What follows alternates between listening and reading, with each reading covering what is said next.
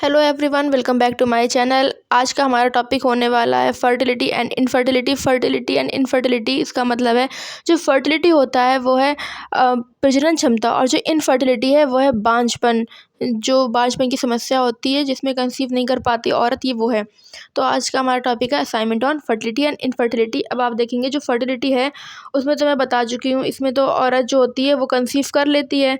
लेकिन जो इनफर्टिलिटी है इसमें अनप्रोटेक्टेड जो सेक्स है, अगर वो किया जाए 1 साल तक तो इसमें जो कंसीव है वो नहीं कर पाती है। और ये जो है सिर्फ फीमेल की जो है प्रॉब्लम नहीं है, ये जो होती है मेल की भी दिक्कत होती है जिससे कि कंसीव नहीं हो पाता है। अब आप देखेंगे तो इसमें डिफिनेशन है जो कि फर्टिलिटी की डिफिनेशन है। अब मैं इसमें आपको हिंदी में ही बता देती हूँ। यह है प्रजनन क्षमता, बच्चे पैदा करने या प्रजनन करने की क्षमता है। मतलब इसमें बच्चे पैदा होते हैं। फर्टिलिटी मैं आपको बता चुकी हूँ, जब किसी समुदाय में प्रजनन दर बढ़ती है तो ज़्यादा बच्चे पैदा होते हैं। प्रजनन क्षमता किसी व्यक्ति की संतान पैदा करने की क्षमता का गुण है जो उम्र, स्वास्थ्य और अन्य कारकों पर निर्भर करता है। आप लोगों को पता होगा जैसे कि जो फीमेल होती है उसकी भी एक एज होती है, एक एज के बाद वो कंसीव नहीं कर सकती, तो इसका मतलब जो है वही है। अब हम देखेंगे जो डिफिनेशन है वो इनफर्टिलिटी की। जो इनफर्टिलिटी है मैं बता चुकी हूँ, बांझपन। इसका क्या है, बांझपन को सामान्यतः ये 12 महीने या उससे अधिक समय तक नियमित असुरक्षित यौन संबंध के बाद गर्भधारण करने में असमर्थता के रूप में परिभाषित किया जाता है।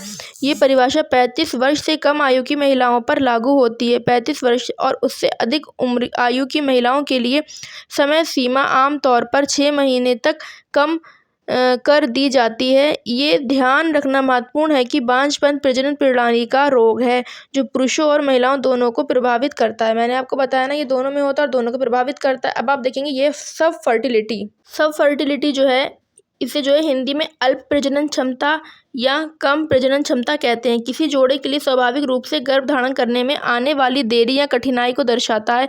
ये पूर्ण बांझपन से इस मायने में अलग है कि इसमें गर्भधारण की संभावना पूरी तरह ख़त्म नहीं होती है, बल्कि गर्भधारण करने में सामान्यतः समय से ज़्यादा लगता है। जैसे कि कुछ फीमेल्स होती हैं जो मैरिड की, जो इनकी शादी होती है तो वो उसके 1 साल बाद ही प्रेग्नेंट हो जाती है, मतलब 1 साल के अंदर ही प्रेग्नेंट हो जाती हैं वो। तो ये वही चीज़ है, इसमें जो है देरी लगती है। जैसे कि कुछ लोग होते हैं शादी के बाद उनको किसी को 4-5 साल लग जाती हैं, किसी को 12 साल है, तो ये वही चीज़ है। मतलब कंसीव तो कर लेगा लेकिन टाइम लगता है इसमें। अब है टाइप्स ऑफ इनफर्टिलिटी के टाइप्स, जैसे कि इसमें है कि कभी कंसीव नहीं कर पाता, और एक है जिसमें कि एक बेबी के बाद जो है डिफ़िकल्टी होती है, मतलब कठिनाई आती है कंसीव करने में। फिर फैक्टर्स हैं जो फीमेल की फर्टिलिटी के हैं, जो इफेक्ट मतलब डालते हैं। उसमें देखिए एज, उम्र हो गई, जो मैंने बताया कि इस एज के बाद फीमेल कंसीव नहीं कर सकती है। और उसके बाद हार्मोन्स जो इनबैलेंस होते हैं वो हो गया। वेट अगर ज़्यादा होगा तब भी ये प्रॉब्लम आती है।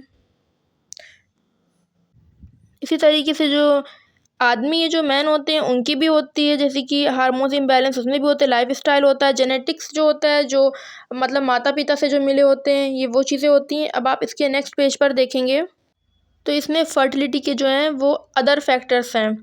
तो इसके बाद कॉजेस ऑफ फीमेल इनफर्टिलिटी, जो फीमेल की अनफर्टिलिटी है, इनफर्टिलिटी में बता चुकी हूँ, बांझपन, ये इनफर्टिलिटी के जो है कारण है। इसमें evolution problems, uterine issue problem और फॉलोपियन ट्यूब्स इशू। इस हिसाब से देखिए जेनेटिक अबनॉर्मलिटीज़ जो हो गई, एज हो गई, इन्फेक्शंस हो गई, ये वही चीज़ें आ गई। कॉजेस ऑफ मेल इनफर्टिलिटी, जो ये मेल की इनफर्टिलिटी है, इसमें देखिए स्पर्म की प्रॉब्लम होती है। जेनेटिक तो आपको पता ही है, जो माता पिता जो वो होता है। इन्फेक्शंस, एज भी हो गई, जो एक एज के बाद इंसान कंसीव नहीं कर पाता है। और स्पर्म की जो क्वालिटी है उसका मतलब इस तरीके से होना कि वो एक तक ना पहुंच पाए, वो बीच में ही मतलब ख़त्म हो जाते हैं।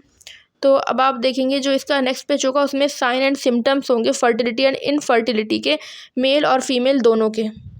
पहली हेडिंग है फर्टिलिटी, उसमें आ गया है कैपेसिटी टू कंसीव, मतलब उसमें तो फर्टिलिटी, इसमें तो कंसीव कर लेता है, तो वो चीज़ है। इनफर्टिलिटी में क्या, फेलियर टू कंसीव, इसमें कंसीव नहीं कर पाता है। मेंस्ट्रुअल जो साइकिल होती है, इसी जो पीरियड होते हैं टाइम टू टाइम नहीं आते हैं, और किसी किसी को तो पीरियड 6-6 महीने नहीं आते हैं, इस तरीके से भी होती है प्रॉब्लम। और आपको पता ही है कि जिसे इसकी दिक्कत होती है पीरियड्स की, उसको कंसीव करना काफ़ी प्रॉब्लम आती है कंसीव करने में।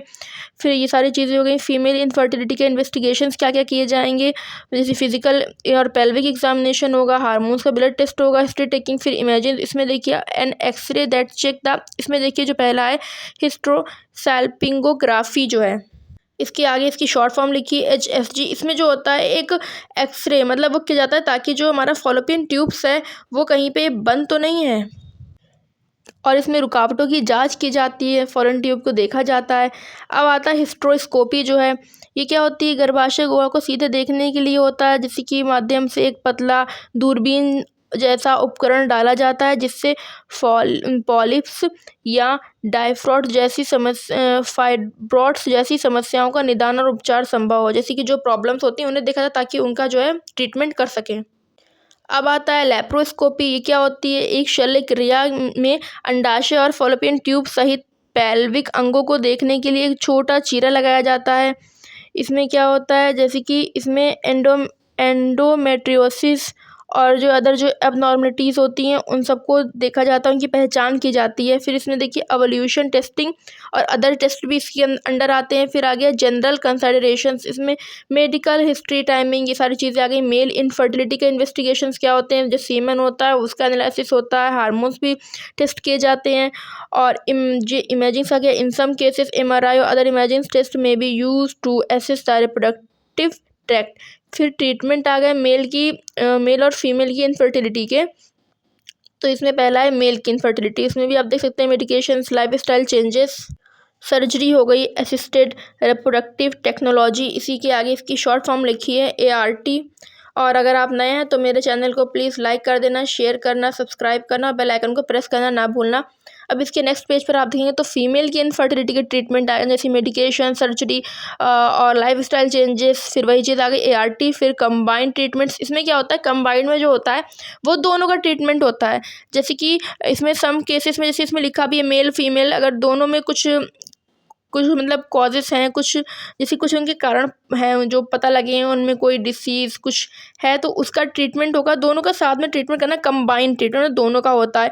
अब इसमें आ गया जो दूसरा पॉइंट है, इन सम केसेस कपल्स में बेनिफिट फ्रॉम, जो फ़ायदे हैं वो लाइफस्टाइल चेंज करने से, और जो मेडिकेशन है ट्रीटमेंट उससे, और सर्जरी, इन सारी चीज़ों से जो है उनको जो मतलब है बेनिफिट्स, फ़ायदे मिलते हैं। बहुत सी चीज़ें होती हैं जो हम अपनी लाइफस्टाइल चेंज करें, जैसे हमारा फैट हो गया, मोटापा होता है, अब उसके लिए भी हमें लाइफस्टाइल चेंज करना पड़ता है, अपनी डाइट और अपने सोने का टाइम, उठने का टाइम, एक्सरसाइज, तो ये सारी चीज़ें इसके अंदर आ गई। अब आगे इंपॉर्टेंट कंसिडरेशन, डायग्नोस क्या देखिए, अगर जब तक डायग्नोसिस नहीं होगा तब तक पता नहीं चले क्या प्रॉब्लम है, और जब प्रॉब्लम नहीं पता चलेगी तब तक इसका ट्रीटमेंट कैसे होगा, तो वही चीज़ आ गई है। फिर इसमें एक हेडिंग है इंडिविजुअलाइज्ड अप्रोच, और दूसरी हेडिंग है इमोशनल सपोर्ट। इसमें इमोशनल सपोर्ट की सबसे ज़्यादा ज़रूरत होती है, कोई भी दवा करें, कुछ भी करें, जब तक किसी का सपोर्ट नहीं मिलेगा जब तक वो चीज़ उसमें इतना फ़ायदा नहीं लगता है। अब आ गई जो लास्ट पेज आप देख रहे हैं, इसमें एक डायग्राम बना हुआ है, जिसमें कि जो डायग्राम बना सब लिखा है, मेंस्ट्रुएशन कितने से कितने दिन का सब बनाया, 30 दिन का, पूरे एक महीने का है।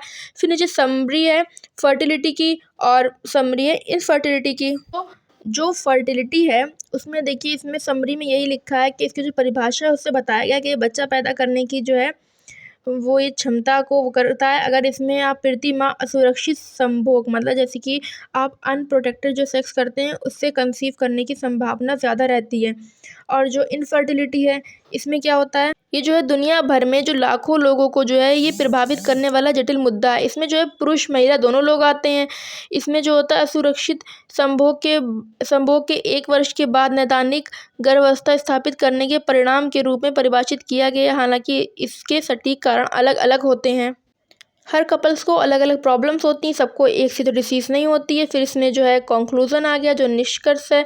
अब इसमें आपको बता रहे हैं, इसमें जो कंक्लूज़न होता है वो यही होता है कि असाइनमेंट में जो बताया गया, जो समझाया गया, उसी के बारे में सब क्लियर किया जाता है। तो अगर आप नए हैं तो मेरे चैनल को सब्सक्राइब कर दें, बेल आइकन को प्रेस करना ना भूलें, वीडियो को लाइक कर दें, शेयर कर दें और कमेंट्स कर दें। और थैंक यू फॉर वॉचिंग।